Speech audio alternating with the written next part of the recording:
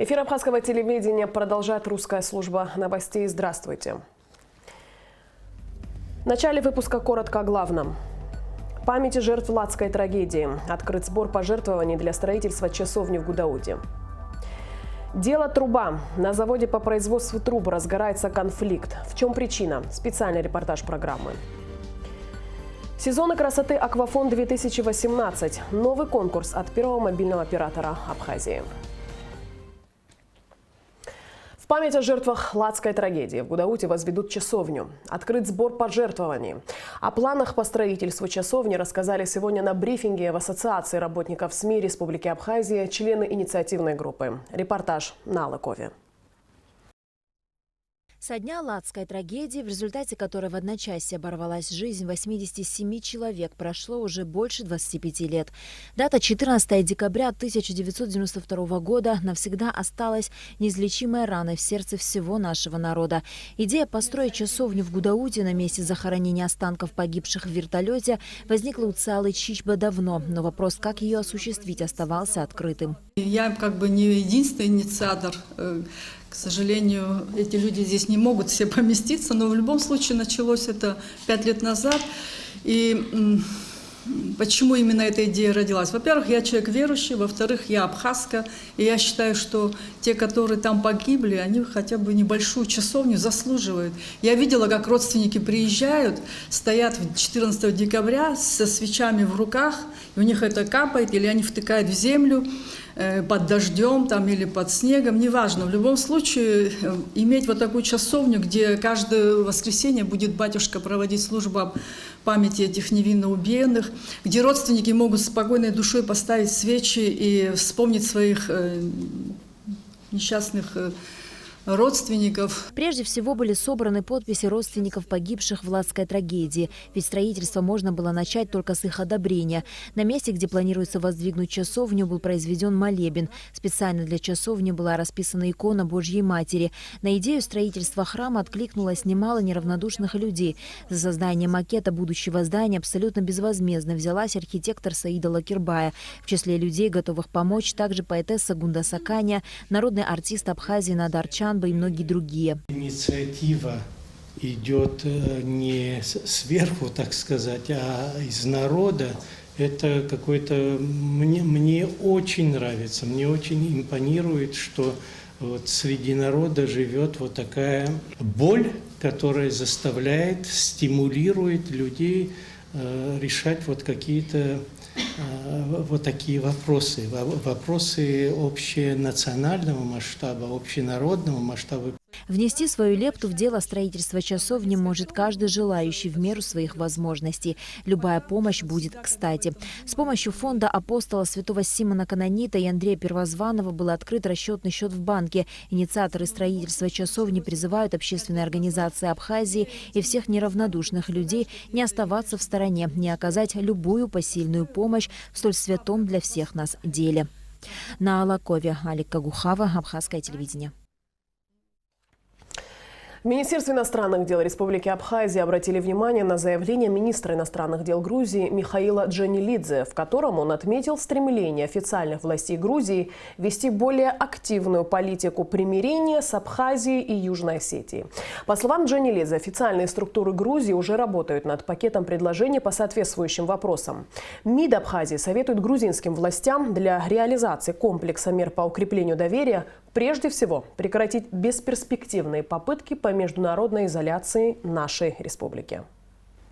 Хотели бы напомнить, что на протяжении многих лет усилия абхазской стороны направлены на поиск взаимоприемлемых компромиссов, способных снизить накал напряженности между сторонами грузино-абхазского конфликта и приступить к полноценному и равноправному диалогу. За прошедшие четверть века представители различных политических сил Грузии делали многочисленные заявления о своем стремлении начать процесс мирного урегулирования с Абхазией и Южной Осетией.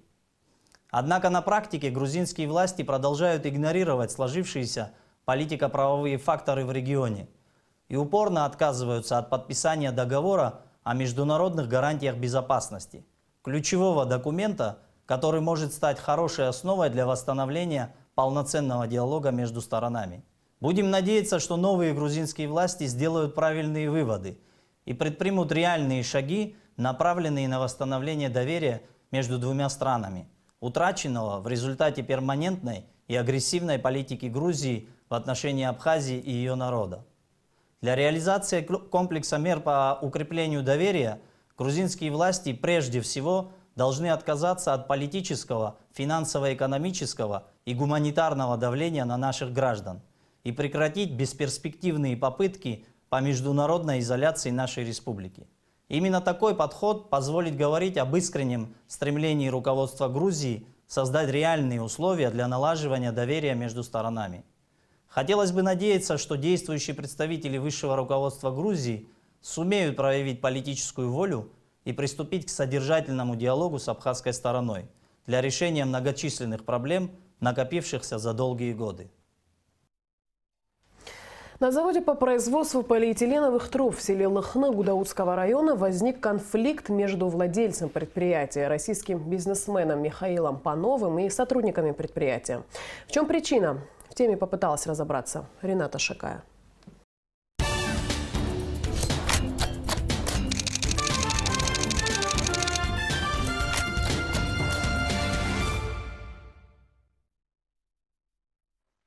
В 2010 году бизнесмену Михаилу Панову предложили построить завод по производству труб из полиэтилена на территории Абхазии. Спустя некоторое время, а именно в 2016 году на СПС «Кавказ» в селе Лыхны производство было запущено. В помещении завода расположены 2 линии, производящие трубы. Государственные предприятия, убедившись в высоком качестве выпускаемой продукции, стали заказывать трубы в больших количествах, в том числе и для реализации российской инвестпрограммы. Помимо качества устраивала и ценовая политика производителя. И как следствие на заводе стали расти объемы производства. В общем, бизнес наладить удалось, а вот отношения между бизнесменами дали трещину. Как стало известно, Михаил Панов обратился в правоохранительные органы Абхазии и России. В Генеральную прокуратуру Абхазии разновременно поступило обращение гражданина Российской Федерации Михаила Панова о воспрепятствии хозяйственной деятельности, угрозах физической расправы со стороны граждан Абхазии.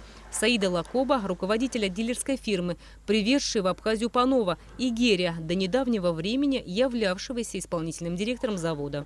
Как сообщил нам начальник управления по надзору за исполнением законодательства Генеральной прокуратуры Абхазии Беслан Таркил, проведенной прокурорской проверкой установлено, что между Пановым и Лакоба возник спор в рамках гражданско-правовых отношений, предметом которого явилось неисполнение обязательств последнего перед государственными заказчиками в силу отсутствия деятельности СПС «Кавказ». По данному спору ни одна из сторон не обращалась в судебные органы для решения разногласий в рамках гражданско-правовых отношений. При этом генеральный директор фирмы «Никита-2015» с Саидом Лакоба направлено в адрес Михаила Панова письмо с предложением вернуться к рассмотрению вопроса о полноценном функционировании завода на основе законодательных актов и обычаев делового оборота. Доводы, которые были изложены гражданином Михаилом Пановым в обращении о наличии состава уголовно наказуемого деяния в действиях граждан Лакоба и Герия в ходе доследственной проверки, не нашли своего подтверждения. И по результатам проверки было принято процессуальное решение об отказе в возбуждении уголовного дела за отсутствием в действиях граждан Лакоба и Герия состава преступления. Я оказался заложником этой ситуации. Но по-другому тоже себя и не мог повести. Занять позицию Панова, ну, значит, нажить врагов среди лакобовцев. И по отношению к себе это непорядочно, это не по-моему. Я за деньги не могу продаться или это же абсурд просто. Мы когда договаривались, мы сидели втроем. Я слышу, помню хорошо, о чем был разговор и что был. Все, что мы о чем говорили, мы все выполнили.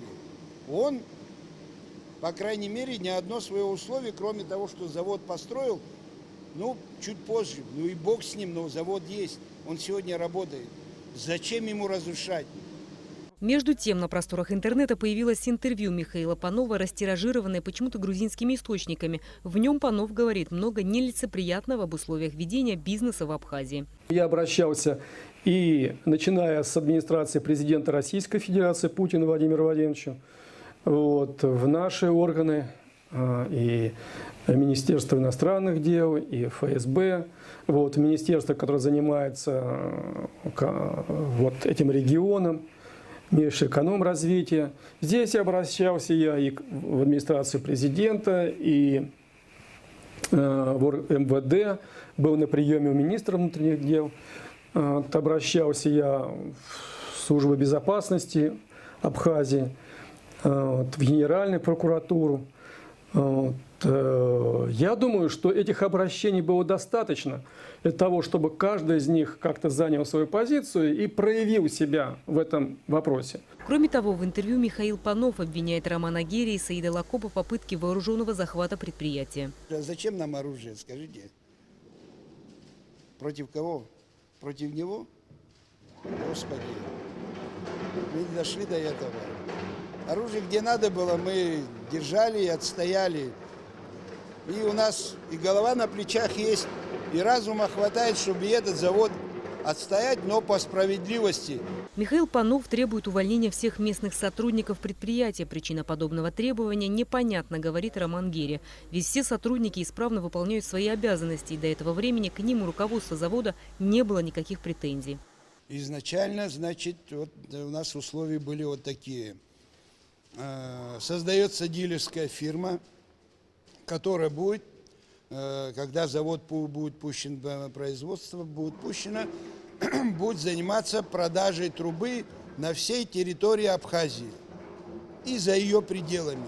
Вот такой у нас договор был. Все сотрудники, которые будут работать, будут только наши. Кроме генерального директора, главного бухгалтера и кассира. Вот эти 3 человека его. Это мы уже сказали, не он, мы, и он согласился на этом. Вот такая договоренность была. Мы так и работали. У него одни условия. Освободить помещение. Он будет работать сам, без наших людей. Мы ему говорим, если вы хотите продать цех, завод, мы готовы ее купить. Нет, говорит, или, говорит, все, говорит, освобождайте, или я вывожу все оборудование, демонтирую, оборудование все вывезу. Я работаю сам, это мое кредо, я никогда ни с кем не работал. А трудоустраивать ваших людей я не обязан.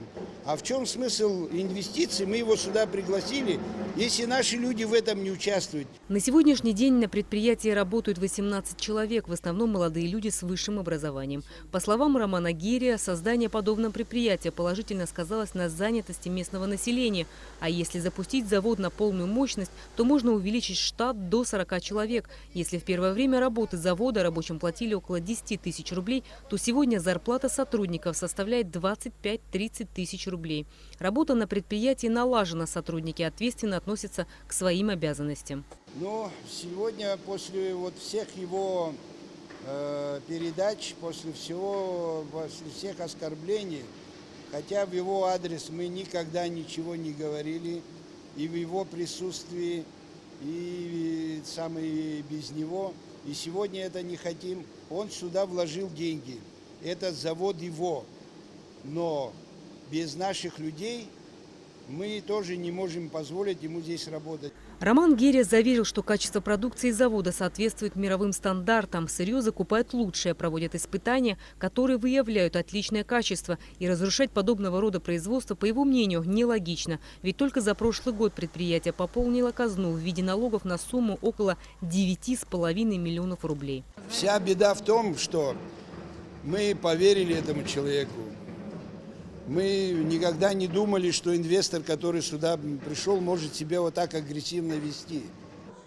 Мы также обратились за комментариями в Министерство экономики. Как оказалось, по поводу разногласий гражданина Российской Федерации Михаила Панова и граждан Абхазии Романа Герри и Саида Лакопа в Минэкономике никто не обращался.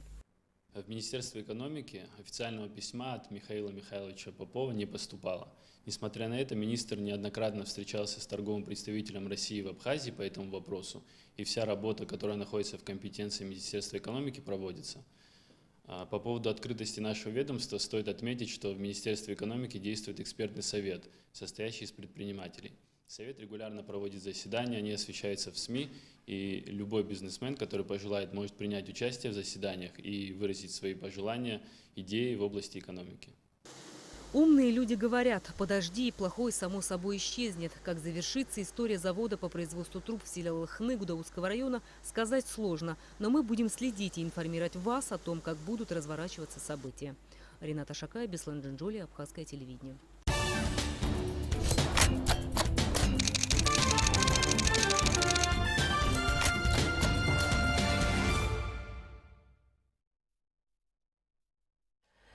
Продолжаем выпуск. 144 года назад, 21 февраля 1874 года, родился патриарх абхазской литературы, просветитель, поэт, прозаик, историк, этнограф, фольклорист, лингвист Дмитрий Гулия. В день рождения основоположника абхазской литературы руководство страны и общественность почтили память народного поэта. Затем в его доме-музее состоялся вечер памяти Дмитрия Гулия. В день рождения основоположника абхазской литературы Дмитрия Гулия были возложены цветы к его памятнику в Сухуми. Почтить память народного поэта пришли исполняющие обязанности президента Виталий Габния, представители правительства, творческой интеллигенции, общественность, школьники.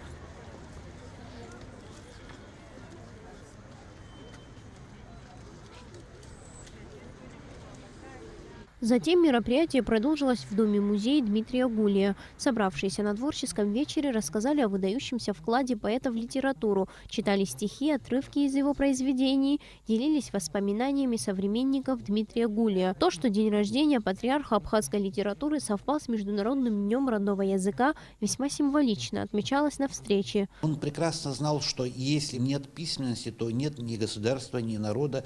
Мы могли бы исчезнуть. Несмотря на то, что было сложное время, но тем не менее он создает письменность на свои средства. Он ходит по абхазским селам, собирает фольклор. Не имея высшего исторического образования, он начинает писать историю Абхазии. Он начинает изучать абхазский язык изнутри. Он начинает абхазскую этнографию. Дмитрию Гулия принадлежат труды по языку, истории, этнографии абхазов, хрестоматии и учебники. Впервые на абхазский язык Гулия перевел Евангелие, христианские молитвы. Также он организовал и возглавил первую абхазскую театральную труппу. Был основателем и редактором первой газеты «Апсны». Директор дома-музея Светлана Курсая с удовлетворением отметила, что в эти дни у них бывает много людей. Празднование дня рождения Дмитрия Иосифовича Гулия начинается еще за несколько дней до этого дня, до 21 февраля. Потому что когда начинается февраль, у нас как пробуждение, потому что тут же начинаются у нас экскурсии. И вот это вот уже стало традицией. При жизни Дмитрия Иосифовича Гулия сюда приходили в его день рождения все писатели, приходили друзья, приходили гости. А гости здесь бывали всегда, и в день рождения, и в обычные дни тоже. Посетить дом поэта может каждый желающий. Чаще всего здесь бывают учащиеся различных школ. Каждый из них хорошо знает, кто такой Дмитрий Гулия. Творчество поэта изучается в школе с самых младших классов. Как отмечалось на вечере памяти, какую бы область нашей духовной жизни мы не затронули, повсюду соприкасаемся с гениальной личностью Дмитрия Гулия. Он был многогранным человеком, вложившим много труда в возрождение нашей культуры.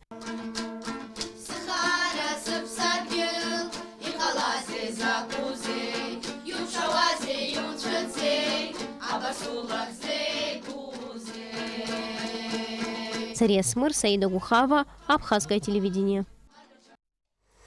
Компания «Аквафон» начинает новый конкурс «Сезоны красоты Аквафон-2018». Победительница проекта станет лицом рекламной кампании на все сезоны года – весна, лето, осень, зима. Алика Трапш пообщалась с организаторами и участницами конкурса от «Аквафон». Конкурс, состоящий из нескольких этапов, стартовал 12 февраля на официальной странице «Аквафон» в Инстаграм. В нем могли принять участие девушки от 16 до 23 лет, имеющие абхазское гражданство и находящиеся на территории республики в период проведения конкурса. Для участия в проекте необходимо было подписаться на страницу «Аквафон 4G» в Инстаграм, сделать репост публикации «Аквафон», загрузить на свою страницу личное фото с хэштегом «Сезоны красоты Аквафон-2018». Конкурс вызвал большой интерес аудитории и живой отклик подписчиков первого мобильного оператора. Более 200 девушек подали заявки на участие в нем. Но отборочная комиссия пропустила 16 участниц на следующий этап проекта. У нас вообще конкурс проходит в очень положительной, в очень добродушной атмосфере. Девочки все очень красивые. Их было больше 200. То есть вы можете представить себе, что из 200, более чем 200 девушек нужно выбрать 16, которых выбрали члены комиссии. Этот выбор был очень сложный, потому что они все очень красивые. И, как вы сами могли убедиться, они еще очень умные.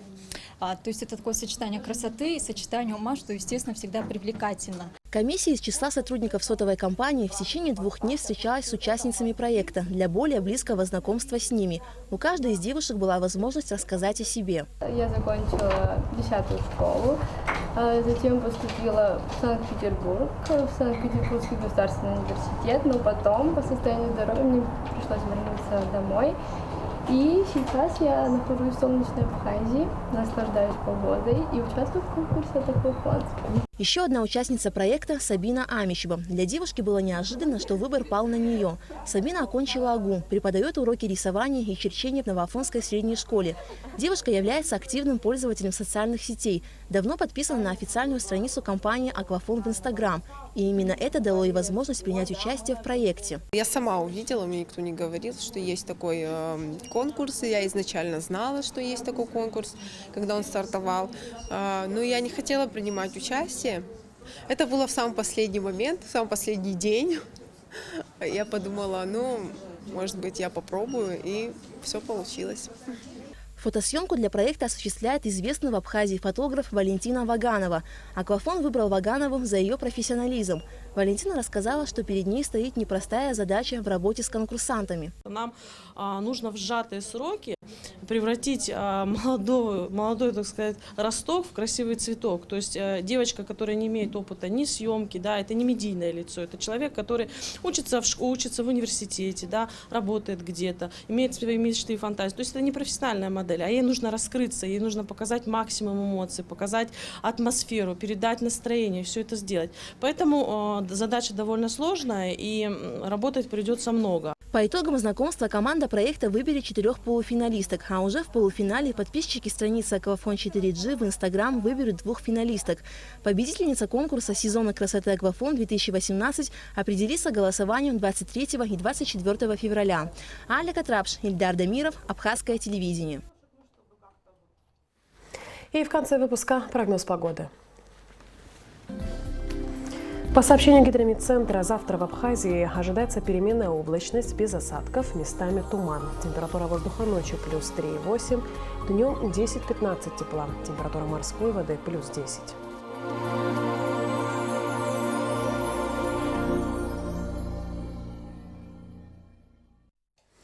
На этом наш выпуск завершен. Абхазское телевидение продолжает свою работу, а я с вами прощаюсь до следующего выпуска новостей.